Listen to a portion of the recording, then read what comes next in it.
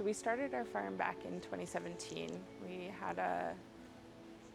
We started in Springbrook, and we moved our farm to another space for about 2 years.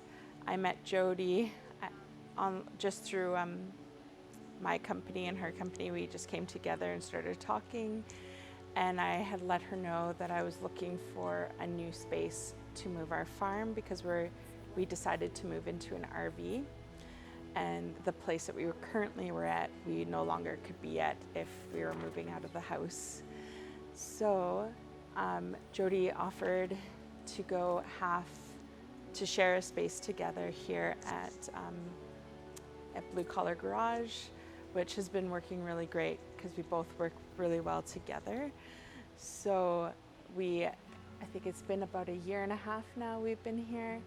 We moved in February of 2022, yeah, and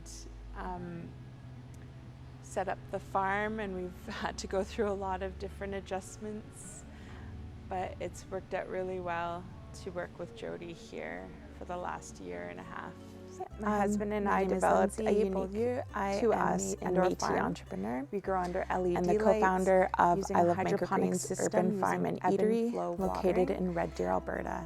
We value sustainability. We started this farm in 2017 and recycling our compost. My passion for growing food for Central I started Alberta. this company as a grief recovery. We started with just myself microgreens, but we noticed we had to innovate and make salads. It gave me a sense of purpose to help just educate and sell what we were doing through food. And also we have a year-round kitchen survivors and a health inspected farm.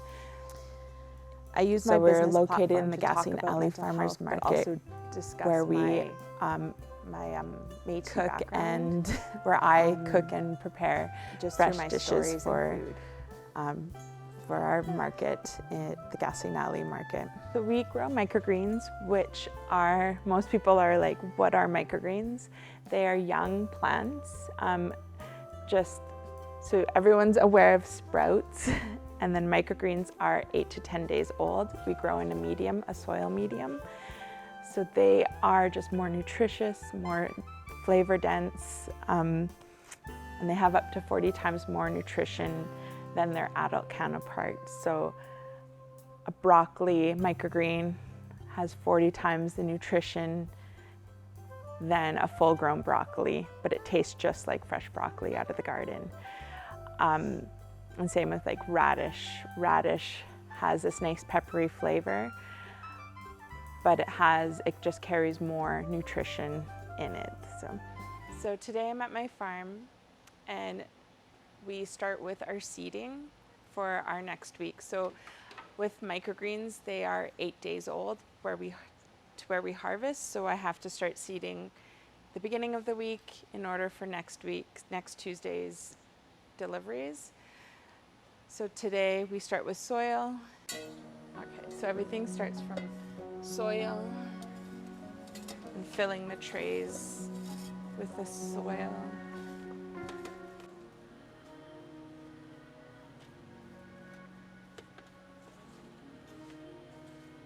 You have to make sure it's flat in order to get an even seed. Bring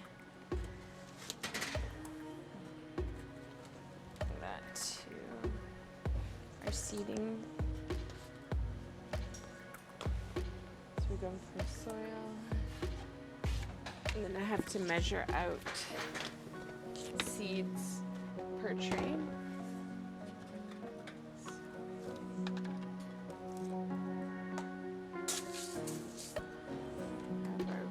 Radish. Wade will just spray the trays just to get a nice, so the seeds will stick. And then we just evenly seed each tray. And I do another set of water.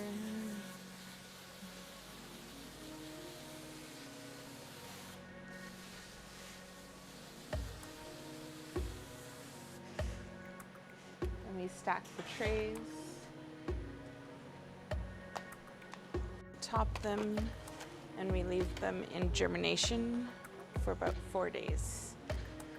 And so every day I come and water once a day, and then they get put out onto the tray where we have peas that are out for about 4 days now, and the rest of these will be harvested tomorrow.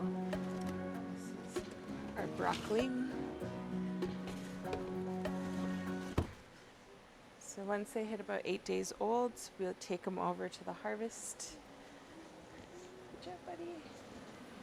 Good job.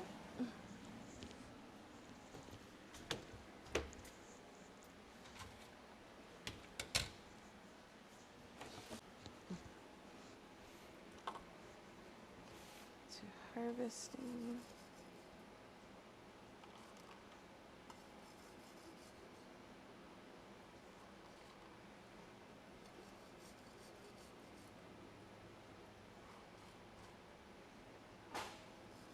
Then we package them up and get them to my wholesale stores.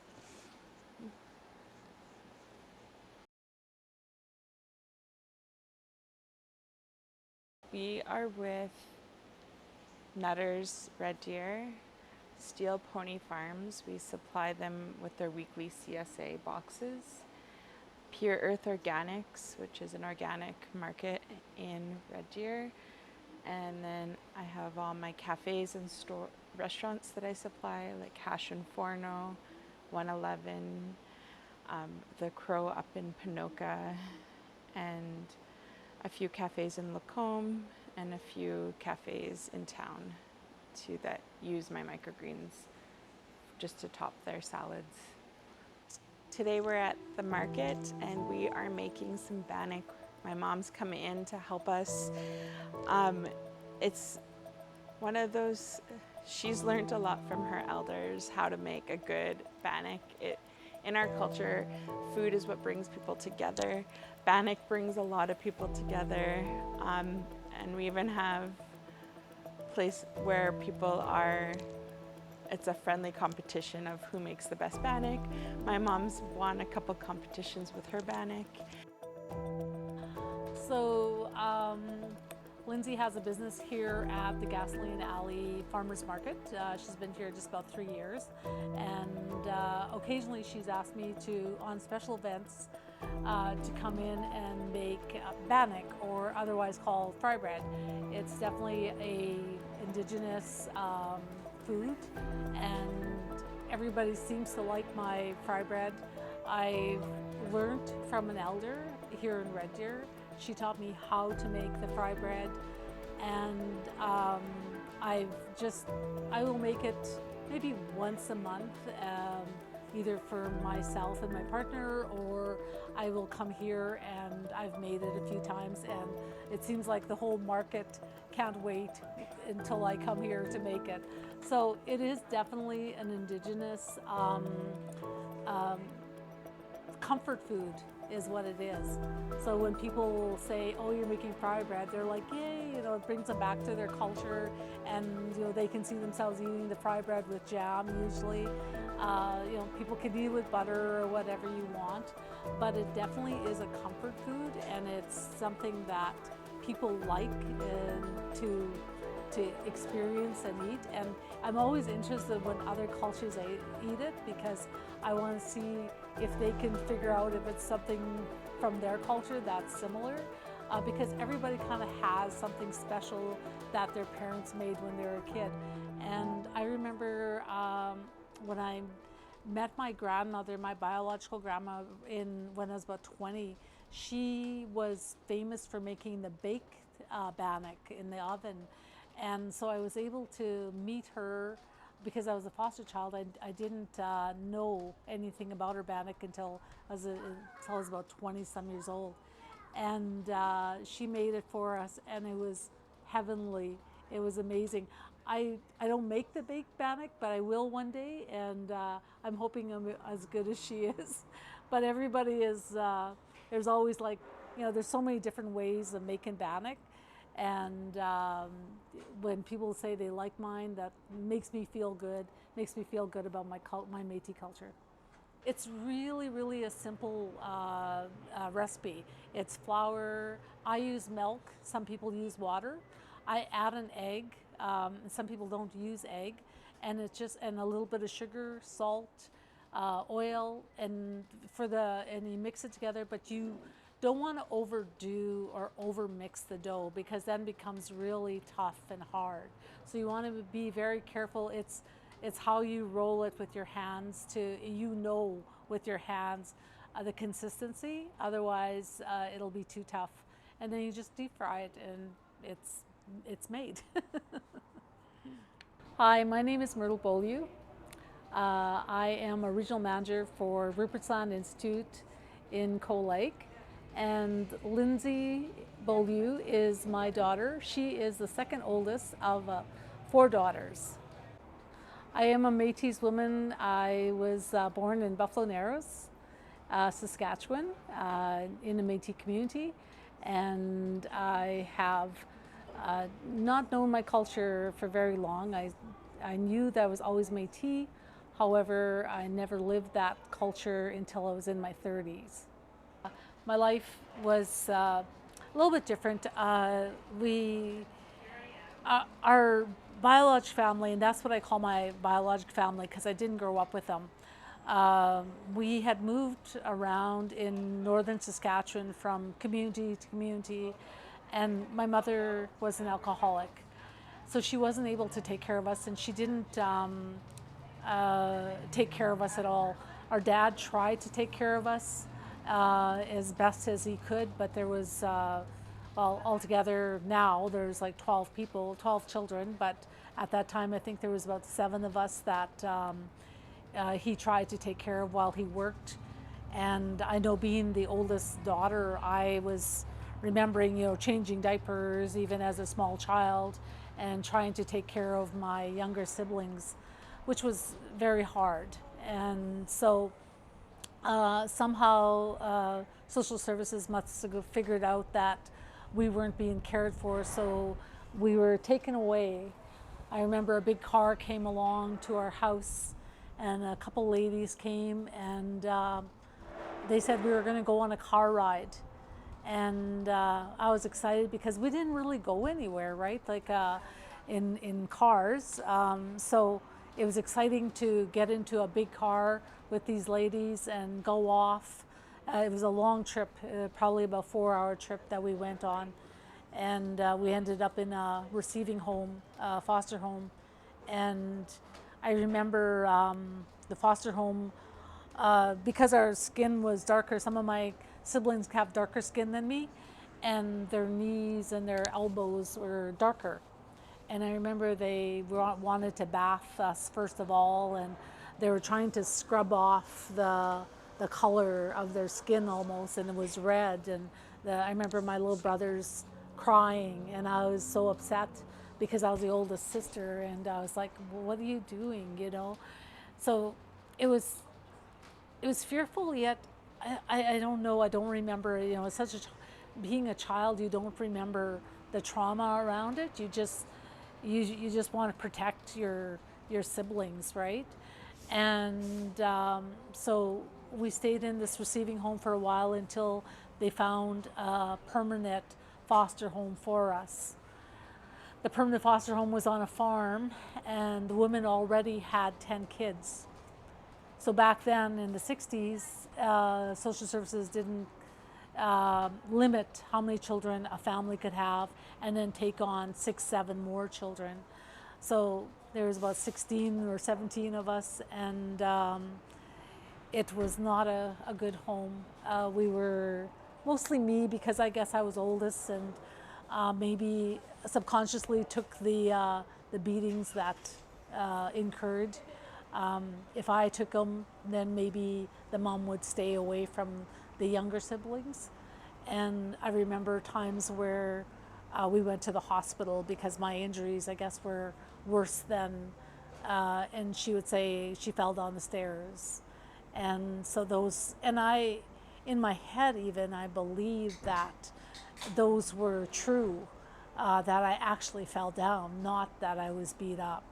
So it became almost like I was, how do you say, where you believe whatever that person is saying to you.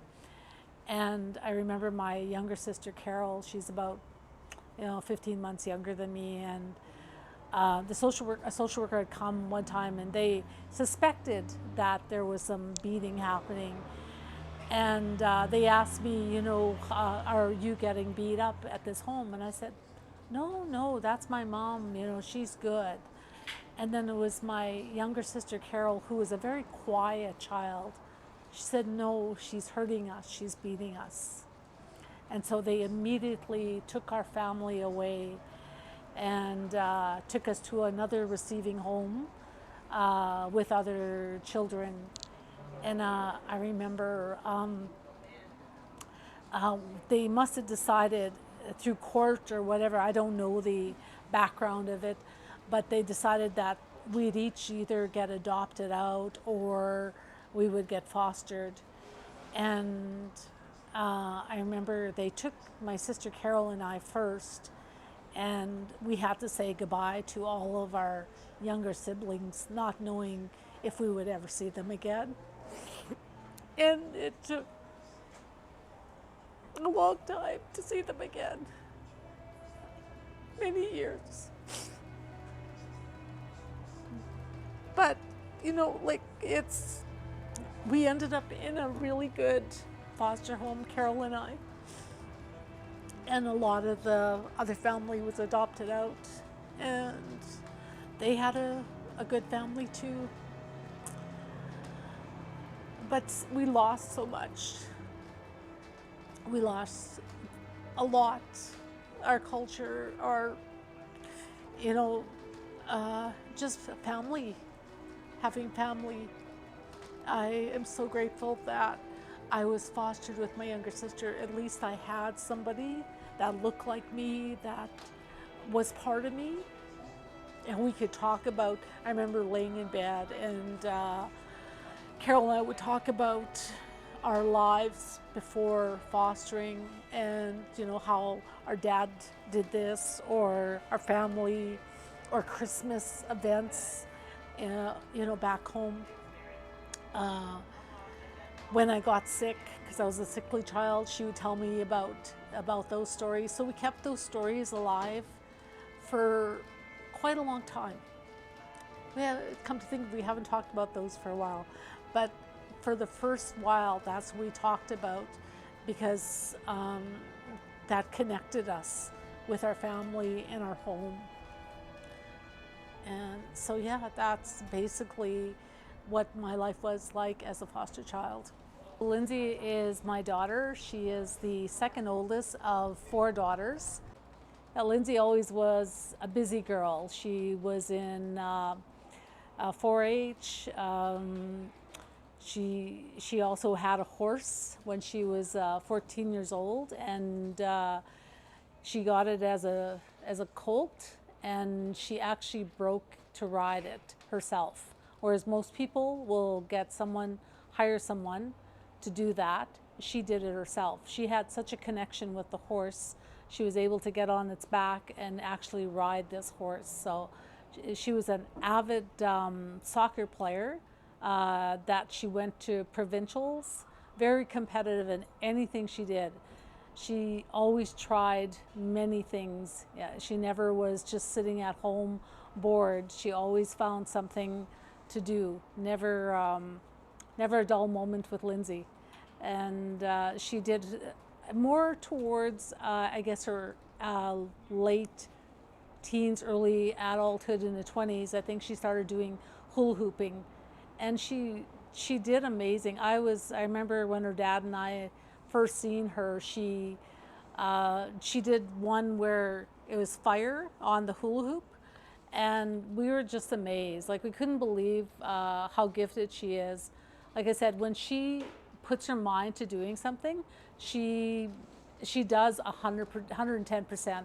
She doesn't just do something half-heartedly, and that's how her whole life is. Same with the microgreens company. You know, she started off very small, but she could see a vision of what she wanted, and now she's at that level. Lindsay had a great relationship with her dad, as well as his other daughters. Her dad took the time with his girls to do special things, and with Lindsay, I remember a time she asked him if she could take her horse to an event for school, and she wanted all the kids in her grade to be able to ride on her horse. And so he had to rent a horse trailer, take it quite a distance away to where they were going to have this event, and the kids from school came to the location, and they were able to ride her horse. So, you know, he was such a good dad. He never said, "Oh no, that's crazy." You know, he just would hear her out, and she would.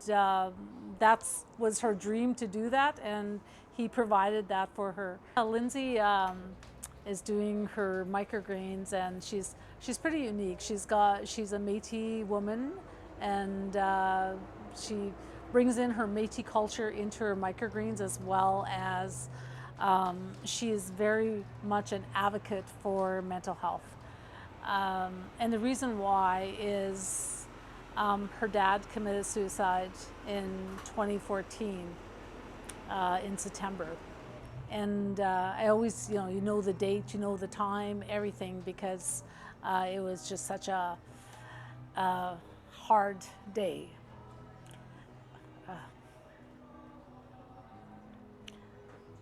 It's been almost 9 years, and yet it still feels like yesterday.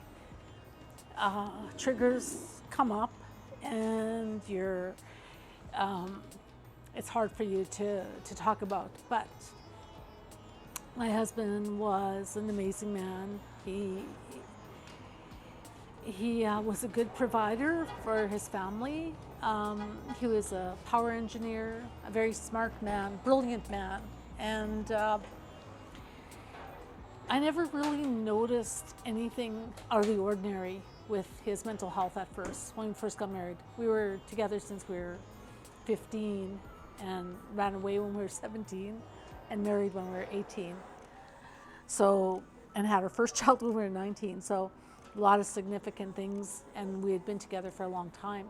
So I never really noticed those anything out of the ordinary. We had some difficulties definitely at first with the marriage, and we had children right away. So I mean, there was a lot of stressors around us both going back to school and getting our education. So I just thought it was normal stress. You know, whenever something was kind of a little bit different, I always thought it was just more stress related. And as time went on, I realized when I got into more working and understanding mental health, I realized that Mitch had some issues with mental health. And it wasn't until he was probably about 40 where he kind of almost had a breakdown, where he just became so depressed that he almost couldn't work. Yet he seemed to get up and do his 12-hour shifts, and but he would come back and just more sleep and not do anything else. It was a very kind of a rocky time for us, and it just kind of got worse, with the mental health. I was struggling with trying to figure out how to help him, and so I reached out to some of my coworkers. I worked at a sexual assault center, as well as working with victim services, and so I had some indications of what mental health was all about. So I reached out to my colleagues, and I said, this is happening. I don't know what's going on. How can you help me? And they encouraged me to take him to the family doctor, and he wouldn't go to the family doctor. That was not something he did.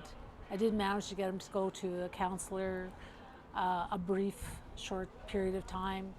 But Mitch had a way of not um, showing his mental illness to anybody else. He's a brilliant man, like I said. So whenever he went to a counselor, it came across like there's nothing wrong. He's very good at hiding it. So, and the industry he was in also was the oil and gas industry. So you wouldn't want to say there was something wrong with you if you're working in oil and gas. You're a tough guy. You don't have any any problems. So that was kind of what what he did. He the industry kind of made it like that. So it was always a secret. So as time went on, it, it just seemed like the secret became the norm. Don't tell anybody, don't talk about it, Myrtle.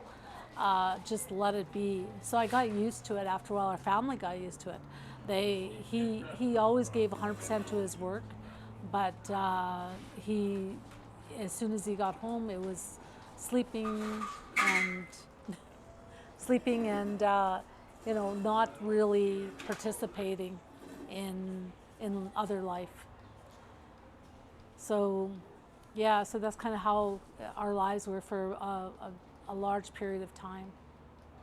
So I think mental health has always been something that has been important to me because I've worked with many people who have been suicidal. I've worked on the crisis line, I've worked for victim services. So I've seen people at their worst. I've met people at their worst days where we had to give them news that perhaps a loved one has died. So I understand the grief cycle and how that works. For me, mental health, I like to take care of myself. I definitely am a spiritual person. I like to pray. I believe in prayer. I take care of my mental health by eating properly. Like, I wish Lindsay lived closer because she has the microgreens and they taste so good and they're so good for you. They do a multitude of different fix different ailments. And so, if she lived closer, I'd probably be eating them every day. I've got to get her to get me to grow them where I'm at. So, but yeah, and also I love walking, and that's just keeps me kind of grounded too when I'm out in nature and walking or hiking. I love stuff like that. When I can, I love to go out and kayak or in a canoe. I love being out in nature because I think then we're closer to Creator at that time. So that's how I take care of my mental health. The message I have around mental health is we need to talk about it. We need to be able to not be afraid, not silence people because they have mental health issues. I believe to this day that meant that the silence killed my husband. If he was able to talk about it freely, I believe he'd still be here today. So don't have the silence. Let us talk about it. Let's be open about it, and don't look down on people who may have some mental health issues. Talk to them. That's that. Listen, and let them talk to you. So I'm here today doing a podcast with the female entrepreneurs in agri-food development, which was formerly the Be Awesome program that I took in cohort 3. Ready? I can start. Yep. Okay, 1, 2, 3. Hello, foodpreneurs and dreamers. Welcome to another empowering episode of the Friends of Foodies podcast. Today, we have the privilege of welcoming a remarkable founder whose journey in the food industry is both inspiring and heartwarming. Join me in welcoming Lindsay, the visionary force behind I Love Microgreen, a family-owned business that has bloomed into something truly extraordinary. Microgreens, as she passionately reminds us, are not just greens. They are nature's powerhouse of nutrients and flavors packed with health benefits that can transform lives.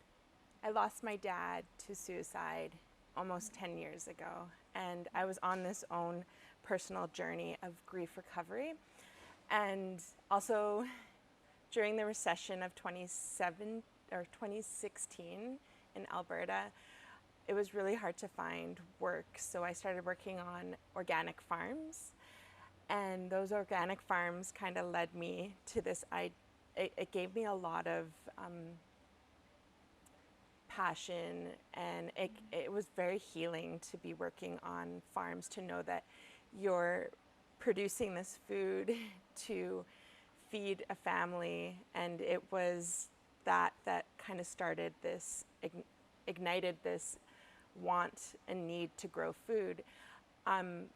Because we don't have land, I tried to look into indoor farming, and came across microgreens, and we're like, well, we can do that. So coming from the farming background, I knew all the steps that I had to do in order to get into grocery stores. So I knew I had to find a space that was health inspected and able to grow, that was separate from our home. So we went out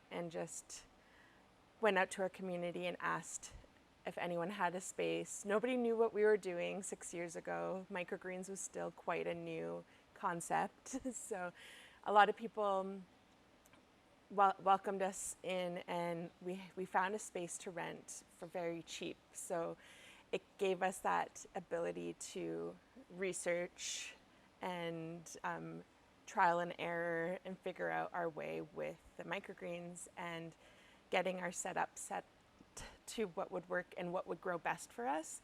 And then we met our first grocery store, and we were really successful with them. And they actually we've been with them for 5 years, and they're a local organic grocery store here in Red Deer. And about a year into our growing, we decided, well, we need to do more than just microgreens. We have to do salads. And so we use local farmers' ingredients and organic ingredients to make these salads. And then a few of our grocery stores, like Pure Earth Organics and Nutters, they started taking our easy to go vegetable salads, and they started selling quite well. So we're still that's 4 years into growing salads.